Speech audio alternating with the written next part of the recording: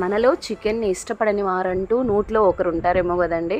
మరి ఆ చికెన్‌తో రెగ్యులర్‌గా ఒకే డిష్‌ని తినడానికి బోర్ అయిపోతూ ఉంటాము.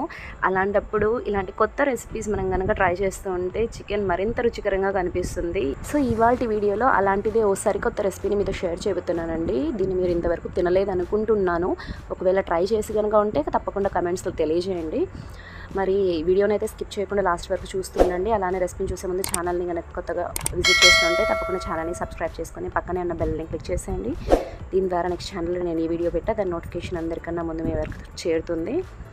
చూడండి, దీన్ని తయారు చేయడానికి కోసం ముందుగా ప్యాన్లోకి ఓ హాఫ్ కప్ దాకా లేదా ఓ 5 టేబుల్ స్పూన్ల దాకా నూనెను వేడి చేసుకున్నాను. ఇప్పుడు ఇందులోకి ఓ 3-4 లవంగాలు అలానే 3 యాలకులను వేసుకొని ఇందులోకి చికెన్ పీసెస్ అనేవి యాడ్ చేసుకున్నాను. నేను చికెన్ని కొద్దిగా సాల్ట్ అలానే పసుపుతో మ్యారినేట్ చేసుకొని 10 నిమిషాలు పక్కన పెట్టుకొని ఉన్నానండి.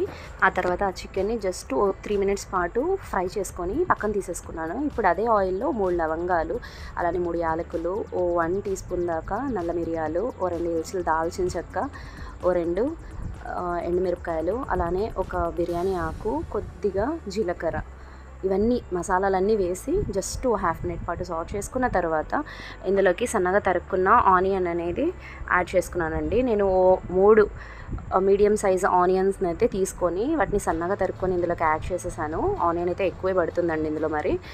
సో, ఈ విధంగా ఆనియన్ని జస్ట్ ఓ 1 మినిట్ పాటు సాట్ చేసుకున్న తర్వాత ఇందులోకి ఓ 3 వెల్లుల్లి గడ్డల్ని డైరెక్ట్గా పొట్టు తీయకుండా అలానే వాటి పాయలు తీయకుండా డైరెక్ట్ వెల్లుల్లి గడ్డల్ని ఇందులోకి వేసేసానండి. నీట్గా కడిగి ఓ 3-4 దాకా వెల్లుల్లి గడ్డల్ని ఇందులోకి వేసేసేయండి. వేసుకున్న తర్వాత నీట్గా మిక్స్ చేసుకొని ఓ 5 నిమిషాల పాటు కుక్ చేసుకోవాల్సి వస్తుందండి. ఆ తర్వాత ఇందులో కొద్దిగా రుచికి సరిపడా ఉప్పు అయితే వేసేసుకున్నాను. సో దట్ మన ఆనియన్ ఏదైతే ఉందో అది త్వరగా కుక్ అయిపోతుంది. ఆ తర్వాత దీన్ని నీట్గా మిక్స్ చేసి దీన్ని లిడ్తో కవర్ చేసి కాసేపు కుక్ చేస్తే చేసుకున్నాను. మీరు గమనించవచ్చు మన ఆనియన్ కలర్ గోల్డెన్ అయిపోయింది. ఆ తర్వాత ఇందులో ఓ 1 టేబుల్ స్పూన్ దాకా అల్లం వెల్లుల్లి పేస్ట్ అలానే ఓ 2 పచ్చిమిర్చీలని కూడా కట్ చేసి యాడ్ చేసేసాను. అల్లం వెల్లుల్లి పేస్ట్ యొక్క పచ్చి వాసన వెళ్ళేంత వరకు ఫ్రై చేసేసుకోండి. మీడియం టు హై ఫ్లేమ్లో పెట్టి ఫ్లేమ్ని ఈ విధంగా కాసేపు అల్లం వెల్లుల్లి పేస్ట్ని ఫ్రై చేసుకున్న తర్వాత దీన్ని కాసేపు లిడ్తో కవర్ చేసేయండి. ఆ తర్వాత మన అల్లం వెల్లుల్లి పేస్ట్ పచ్చివాసన ఏదైతే ఉందో అది బాగా వెళ్ళిపోతుంది కదా. ఆ టైంలో ఏం చేస్తారంటే ఇందులో కొన్ని మసాలాలు అనేవి యాడ్ చేయాలి. ఒక 1 స్పూన్ ధనియాల పొడి, ఒక 1 స్పూన్ కారం, ఒక 1 స్పూన్ చికెన్ మసాలాను అయితే నేను ఇందులోకి యాడ్ చేశానండి. సో, ఇప్పుడు ఈ మసాలాలన్నిటినీ నీట్గా మిక్స్ చేసుకోండి. సో, ఈ విధంగా మిక్స్ చేసుకున్న తర్వాత ఇప్పుడు ఇందులోకి కొద్దిగా జస్ట్ వాటర్ అనేది యాడ్ చేసుకోండి. జస్ట్ ఓ 2 టేబుల్ స్పూన్ల దాకా వాటర్ అయితే నేను ఇందులోకి యాడ్ చేశాను. సో దట్ మన మసాలాల్లో మనం ఇక్కడ టమాటా అనేది యూజ్ చేయట్లేదండి. మన మసాలాలు కాలకుండా నీట్గా కుక్ అవ్వడానికి కోసం నేను ఇక్కడ జస్ట్ కొద్దిగా వాటర్ అయితే యాడ్ చేసుకున్నాను. ఈ విధంగా వాటర్ యాడ్ చేసుకున్న తర్వాత మన మసాలాలు అనేవి నీట్గా కుక్ అయ్యాయో లేదో చూడండి. దీని నుంచి ఆయిల్ అయితే సపరేట్ అవుతుంది. ఈ విధంగా ఆయిల్ సపరేట్ అయ్యేంత వరకు ఈ మసాలాలని కుక్ చేసుకున్న తర్వాత మనం ఆల్రెడీగా కుక్ చేసి పెట్టుకున్నాం కదా చికెన్ ముక్కలు, వాటిని ఇందులోకి యాడ్ చేసేయండి. ఒకవేళ మీకు స్టార్టింగ్లో ఆయిల్ ఎక్కువ కనుక వేసినట్లు అనిపిస్తే మీకు ఎంత ఆయిల్ అయితే అవసరమో అంత ఆయిల్నే మీరు ఇక్కడ యూజ్ చేసుకోవచ్చండి. కొంతమంది ఎక్కువ తినడానికి ఇష్టపడతారు, కొంతమంది తక్కువ తింటారు. దాన్ని బట్టి మీరు ఆయిల్ని అయితే అడ్జస్ట్ చేసుకోండి.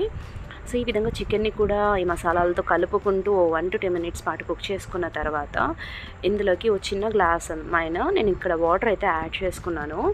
ఇప్పుడు దీన్ని నీట్గా మిక్స్ చేసేసుకొని దీన్ని 5 నిమిషాల పాటు కుక్ చేసుకోవాల్సి వస్తుందండి. సో, దీన్ని లిడ్తో కవర్ చేసేసి మీడియం టు హై ఫ్లేమ్లో దీన్ని కుక్ చేసుకోండి. మధ్యలో ఏం చేస్తారంటే కొద్దిగా జాపత్రి ఏదైతే ఉందో దాన్ని ఇందులోకి యాడ్ చేసేసుకోండి. జస్ట్ ఒక చిటికెడు జావిత్రిని నేను ఇక్కడ యాడ్ చేశాను. అలానే ఓ 1 టీ స్పూన్ దాకా గరం మసాలాని కూడా యాడ్ చేయండి.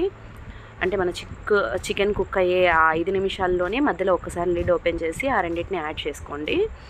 ఆ తర్వాత మళ్ళీ లిడ్తో కవర్ చేసి కొద్దిసేపు కుక్ అయితే చేసుకోండి. ఆ తర్వాత కన్సిస్టెన్సీ అడ్జస్ట్ చేసుకోండి. కన్సిస్టెన్సీ మీకు కావాల్సిన కన్సిస్టెన్సీలోకి వచ్చేసిన తర్వాత ఏం చేస్తారంటే ఫైనల్గా కొద్దిగా సన్నగా తరుక్కున్న కొత్తిమీరని యాడ్ చేసుకొని దీని మీద లిడ్ అనేది కవర్ చేసేసి స్టవ్ ఫ్లేమ్ని ఆఫ్ చేసేసుకోవడమేనండి. అంతేనండి. చాలా సులభమైన పద్ధతిలో ఎంతో రుచికరమైన అలానే ఎంతో హెల్దీ అయిన చికెన్ కర్రీని మీరైతే తయారు చేసుకోవచ్చు. దీన్ని మీరు చపాతీలోకైనా, ఫుల్కాలోకైనా, నార్మల్ వైట్ రైస్లోకైనా తింటే టేస్ట్ అద్దిరిపోతుందండి. చాలా అంటే చాలా బాగుంటుంది. ఇందులో వేసిన తెల్లుల్లిపాయలు ఏవైతే ఉన్నాయో వెల్లుల్లిపాయలు వాటిని కూడా మీరు అలానే తినేయచ్చండి. చాలా రుచికరంగా ఉంటాయి. కొలెస్ట్రాల్ పేషెంట్స్కి అయితే మరీ మంచిదిను. మీరు కూడా తప్పకుండా రెసిపీని ఒకసారి ట్రై చేసి దీని టేస్ట్ మీకు ఎలా అనిపించిందో మీ ఫీడ్బ్యాక్ అనేది కమెంట్స్ ద్వారా తెలియజేయండి.